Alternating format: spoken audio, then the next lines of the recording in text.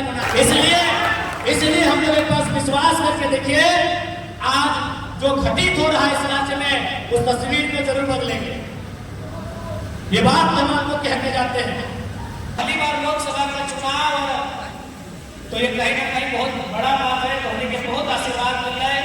इस आशीर्वाद के करके धोनी के बहुत बहुत आभार व्यक्त कर रहे हो, बहुत बहुत धन्यवाद व्यक्त कर रहे हो।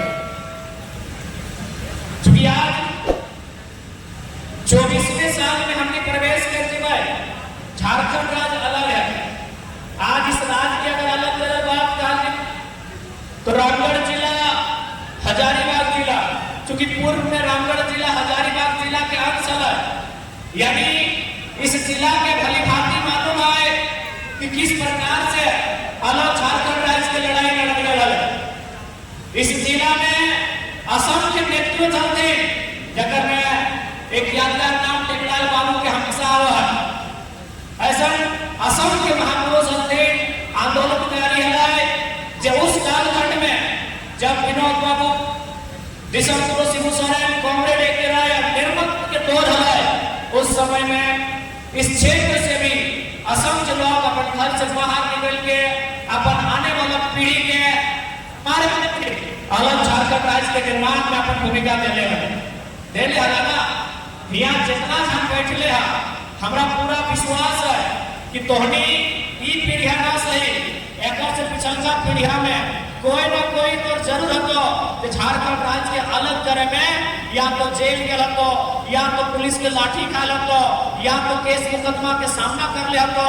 चाहे तो पिताजी रहे, तो मौसा रहे, फूफा रहे या कोई रहे, यहाँ जितना जब बैठले हा जरूर आंदोलन से परिचित था, जरूर करीब से तोहनी झारखंड आंदोलन के देखले हा कि कितना तकलीफ से, कितना मेहनत से और कितना संघर्ष से हमने के पूर्वज झारखंड राज्य अलग करके लड़े। लेकिन एक सवाल है कि आखिर अलग झारखंड राज्य किस लिए, ककर करते हमने अलग झारखंड राज्य के लिए। आज 24 साल के बाद भी हमने के नया पीढ़ी सवाल कर रहा है कि अलग झारखंड राज्य क्या करना, आखिर की मकसद है अलग झारखंड राज्य के। तो हमने बताओ किस मकसद के साथ हमने पूर्वज अलग झारखंड राज्य के निर्माण कर। मकसद है कि जब झारखंड राज्य अलग हो जाता है तो जो झारखंड के जनमानस कम से कम ओकरा अधिकार मिलता है, शिक्षा, स्वास्थ्य, रोजी रोजगार के मौका मिलता है। लेकिन आज दुर्भाग्य की बात हो, आज कुछ दिन पहले भी हमने एक स्टेटमेंट पढ़ा लिया और में बकायदा हाई कोर्ट के स्टेटमेंट है, रिम्स के चेतावनी है कि यदि आप स्वास्थ्य की व्यवस्थाओं में सुधार नहीं कर पाते हैं, मरीजों का बेहतर दवाइयों की व्यवस्था नहीं कर पाते हैं, तो आपको चलाने का कोई औचित्य नहीं है। बताओ आज के सबसे बड़ा स्वास्थ्य व्यवस्था आज ऊपर पे हाईकोर्ट सवाल खड़ा कर रहा है, तो बताइए झारखंड राज्य किसके लिए अलग हुआ, किस लिए झारखंड राज्य अलग हुआ है। हमारी स्वास्थ्य व्यवस्था लचर है, हमारी शिक्षा व्यवस्था लचर है, रोजगार के लिए हमारे पढ़े लिखे डिप्लोमाधारी, बीटेकधारी नौजवानों को गुजरात सूरत जाना पड़ता है। तो बड़ा दुर्भाग्य की बात है कि राज्य आखिर हमने किसके लिए बनाया। ना हमारे पास स्थानीय नीति है, न हमारे पास नियोजन नीति है, और न हमारे पास विस्थापन नीति है। आज अगर विस्थापन की बात करें तो सीसीएल का एरिया है, विस्थापन यहाँ हर एक घर विस्थापन से प्रभावित है। और अगर विस्थापन की बात करें तो हमारे धनबाद की कहावत कहा जाता है कि धनबाद के चिरकुंडा से रामगढ़ के भरकुंडा तक जो उजड़ने का दौर हमने देखा है, हमारे गांव को उजड़ने का जो दौर देखा है, विस्थापित होने का जो दौर देखा है, आज भी उसी दौर में हम जी रहे हैं। आज भी वही समस्या हमारे सामने है, आज भी उन समस्याओं का निराकरण नहीं हो पा रहा है। तो भाई ये सवाल और पुख्ता हो जाता है, ये सवाल और मजबूत हो जाता है कि झारखंड राज्य किन के लिए बना, किन के लिए झारखंड राज्य बना है। क्या किसी परिवार विशेष के लिए बना है? बताइए, क्या किसी परिवार विशेष के लिए राज्य बना है? और या इस राज्य के तमाम 3.25 करोड़ 3.5 करोड़ के अनुमानित जो जनसंख्या है उसके लिए राज्य बना है? आज ये सवाल था। आज जितने लोग यहाँ आए हैं, मैं आपको स्पष्ट कहना चाहूंगा, आप अपने दिल में हाथ रख के कहिएगा कि यदि झारखंड राज्य अलग करने का उद्देश्य पूरा हो चुका है तो हम लोग चुनाव में नहीं आएंगे।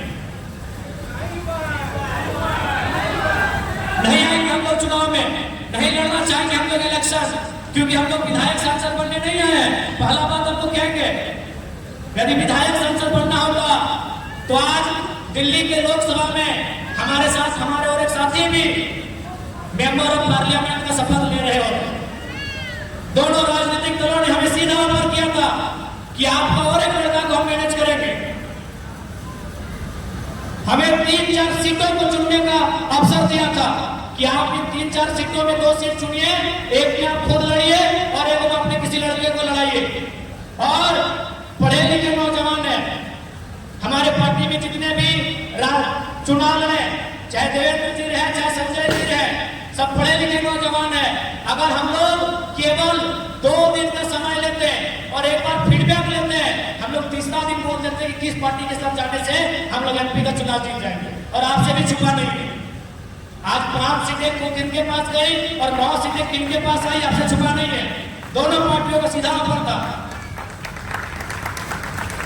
दोनों पार्टियों का हम लोग को सीधा ऑफर था लोकसभा चुनाव लड़ने का। लेकिन हमारा मकसद एमपी बनना नहीं है, एमएलए बनना नहीं है, हम लोग इस व्यवस्था को बदलने आए हैं। इसीलिए हमने पहला सवाल यही किया है आपसे कि यदि झारखंड अलग राज्य करने का उद्देश्य पूरा हो चुका है, जिस उद्देश्य के साथ झारखंड राज्य का गठन किया गया था, यदि वो उद्देश्य पूरा हो चुका है तो हम लोग वोटिंग में नहीं आएंगे, हम लोग चुनाव में नहीं आएंगे। लेकिन अगर नहीं हुआ है तो हम लोग एक बार आपसे आह्वान करेंगे, आपसे एक बार निवेदन करेंगे, आपसे एक बार अपील करेंगे कि एक बार मौका देने का कष्ट करें, एक बार हमें मौका देने का कष्ट करें। यदि झारखंड अलग होने का उद्देश्य पूरा नहीं हुआ है तो एक बार इस नौजवान पीढ़ी को मौका दें। और देखिए ये कहीं ना कहीं ये समय की मांग है, कहीं ना कहीं ये नियति की मांग है। नहीं तो 2 साल पहले हमें कोई जानकार नहीं था। बड़का गांव तो पता नहीं, हम लोग सपने में भी नहीं सोचे थे कभी बड़का गांव हम लोग जाएंगे, कभी रामगढ़ हम लोग जाएंगे। अगर रामगढ़ कभी जाना भी होता था तो हम लोग रांची जाते थे तो कोला हम लोग बाहर हो जाते थे। कभी ये नहीं सोचा था कि हम लोग तो में कोई रिश्ता नाता या कुटुंब घर भी जोड़ाएगा कि हम लोग अभी एक चाय एक गिलास पानी पीने के लिए जाएंगे। लेकिन आज 2 साल पहले हमें कोई नहीं जानता था, लेकिन आज 2 साल बाद ऐसा दौर आया है। मैं नौजवानों के बारे में नहीं कहूँगा, मैं 90 साल 95 साल के बुजुर्गों की बात करता हूँ, खासकर विस्थापित क्षेत्रों में। जब तक 12 बजे रात है चाहे 1 बजे अगर हम लोग एक वीडियो नहीं देखेंगे तो उनको नींद नहीं आता। यानी उनके लिए डॉक्टर की दवाई के साथ साथ हम लोग का क्या काम कर रहे हैं, हम लोग कहाँ हैं, ये हम अपनी तारीफ नहीं कर रहे हैं। ये जो फीडबैक मिला है मैं उस बात को कह रहा हूँ। आज 90-95 साल के बुजुर्ग अपने घर में एंड्रॉइड मोबाइल खरीदवाए हैं, जिनको बटन वाला मोबाइल चलाने नहीं आता, बस केवल हम लोग का स्पेस सुनने के लिए। तो ये दौर क्यों आया, आखिर ये दौर क्यों आया? 29-30 साल के नौजवान संसद का चुनाव लड़ते हैं, 1 लाख 1.5 लाख 3 लाख वोट लेके आते हैं, 1 रुपया कुछ खर्चा नहीं देते हैं। ये दौर क्यों आया? ये दौर इसीलिए आया क्योंकि जिन्होंने झारखंड में अब तक सत्ता को संभाला है केवल अपने परिवार की प्रॉपर्टी को लेकर के काम किया, इसीलिए आज ये दौर आया। ये समय की मांग है। ये हम लोग अगर राजनीति करने आए, हमें आराम से हमें अभी भी 7 सीटों का ऑफर है, विधानसभा में भी 7 सीटों का ऑफर है, दर्जनों बार फोन आ चुका है। आराम से हम 7 लोग बढ़िया लड़का को ले लेंगे और खुद जाएंगे किसी के पास लेंगे। और नींद वाले भैया आज हम लोग नियति की मांग को लेकर आए हैं, इस राज्य के हालात को बदलने आए हैं, इस राज्य की तस्वीर को बदलने आए हैं। और हम ये भी नहीं कहेंगे कि हम लोग कोई जादू की छड़ी लेकर आए हैं कि यूं घुमा देकर बदल जाएगा, लेकिन हाँ प्रयास करने आए हैं और प्रयास अंतिम सांस तक करेंगे, ये वचन देके आए हैं। जरूर बदलाव होगा और आप लोग बदलाव के लिए तैयार होते हैं, मुझे नहीं मालूम। मैं आपको एक मामूली घटना सुनाता हूँ चंद्रपुरा की। जैसे आपने 15 में विस्थापित है, चंद्रपुरा में भी ठीक आपके यहाँ शायद PTPS है ना, हमारे वहाँ CTPS है। CTPS के बगल में थर्मल प्लांट लगता है। जैसा कि प्लांट लगने के बाद की कहानी होती है, रैयत मुआवजा की मांग करते हैं, रैयत नौकरी की मांग करते हैं, वहां भी वैसा ही हुआ। फिर पुलिस बीच में आती है, कंपनी के दबाव में केस होता है, जैसा हर जगह पूरे झारखंड में रैयतों के साथ होता है। वहां भी 21 लड़कों के साथ केस हुआ, लेकिन केस करने के बाद मैनेजर ने क्या बोला मालूम है? केस करने के बाद मैनेजर ने कहा कि वोटिंग के दिन का इंतजार कीजिए, 4 तारीख का इंतजार कीजिए। 4 तारीख में भी 5 दिन का समय है। यदि जयराम महतो गिरिडीह लोकसभा जीत के चले आएंगे तो केस को वापस कर लीजिएगा। बहुत पागल लड़का है, पता नहीं क्या करेगा। आप हमें किस घोषणा में पूछ लीजिए। 4 तारीख जैसे चुनाव हम हारते हैं, 5 तारीख को वो केस टेनो घाट ट्रांसफर किया जाता। टेनो घाट उनका कोर्ट कचहरी पड़ता। यानी ये सिस्टम उनको भी मालूम है, अगर ये नौजवान पॉलिटिक्स में आएंगे तो फिर एक एक पाई का हिसाब लिया जाएगा। उतना छोड़िए, आपके रामगढ़ में 2 फैक्ट्रियां हैं, रामगढ़ और मांडू में। उन्होंने अपने वर्कर को छुट्टी दे दिया था, जबकि उन्होंने कहा सर हम लोग तो वोट दे दिए हैं संजय जी को। बोला नहीं, आप गिरिडीह जाइए और अपने रिश्तेदारों को कहिए कि जयराम महतो को वोट नहीं करना। अब आप किस रूप में हमें ले रहे हैं मुझे नहीं मालूम, लेकिन जिन्होंने झारखंड को लूट के रखा है वो सीरियस ले रहे हैं और चुनौती के रूप में ले रहे हैं। उन्होंने 2 दिन छुट्टी दिया था अपने वर्कर को कि जाइए और किसी रिलेशन के यहाँ ना रहिए और सुबह बस इतना बोलिएगा कि जयराम महतो को वोट ना करो। उनकी हालत खराब है, क्यों मालूम है? उनको भी मालूम है वो जीतेगा गिरिडीह में, लेकिन पंखा हजारीबाग में मिलेगा। इसलिए हम लोग एक पास विश्वास करके देखिए, आज जो घटित हो रहा है इस राज्य में उस तस्वीर में जरूर बदलेंगे। ये बात हम आपको कह के जाते हैं। चूंकि आज ये कार्यकर्ता मिलन समारोह भी है, तो थोड़ा सा ये भी कहना चाहिए, चूंकि यहाँ जो लोग आए हैं वो गिने चुने लोग हैं, चाहे हमारी बहनें हैं, हमारी माएँ हैं, या फिर हमारे अभिभावक हैं, हमारे नौजवान साथी हैं। यहाँ कार्यकर्ता लोग आए हैं। देखिए, नेता का चुनाव जीतने में कभी रोल नहीं होता है।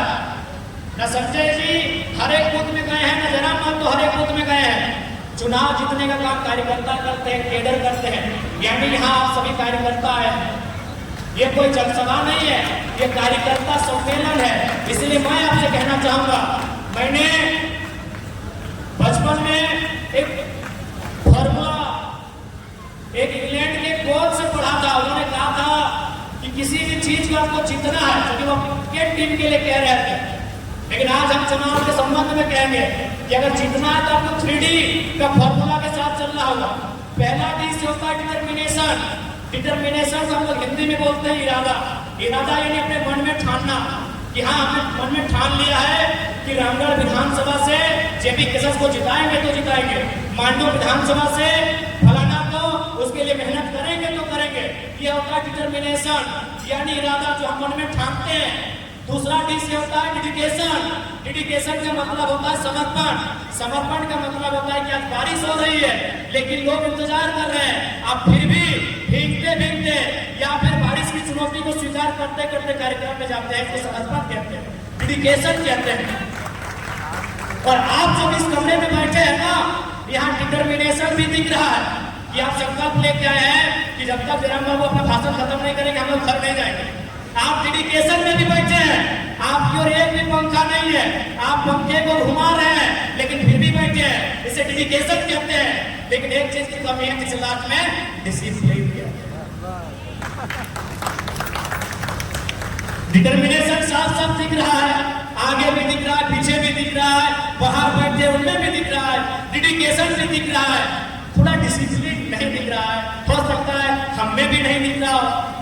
हम ये नहीं कह रहे कि हम मोदी जी की तरह थोड़ी कह रहे कि हम कोई अवतार लेके आए हैं, इसी स्थिति से आए। हो सकता है डिसिप्लिन हम में भी नहीं फॉलो रहा है। तो इसलिए अगर चाहते हैं कि विधानसभा के चुनाव में फंदा हो तो डिटर्मिनेशन, डेडिकेशन के साथ साथ हमें डिसिप्लिन मेंटेन करना होगा। यही चुनाव में हमारी खामी आई है। चुनाव लोकसभा में हम लोग और बेहतर कर सकते थे, हो सके तो सीटों को जीत भी सकते थे, लेकिन थोड़ा सा डिसिप्लिन में कमी रहा। इस बात को स्वीकार करना होगा।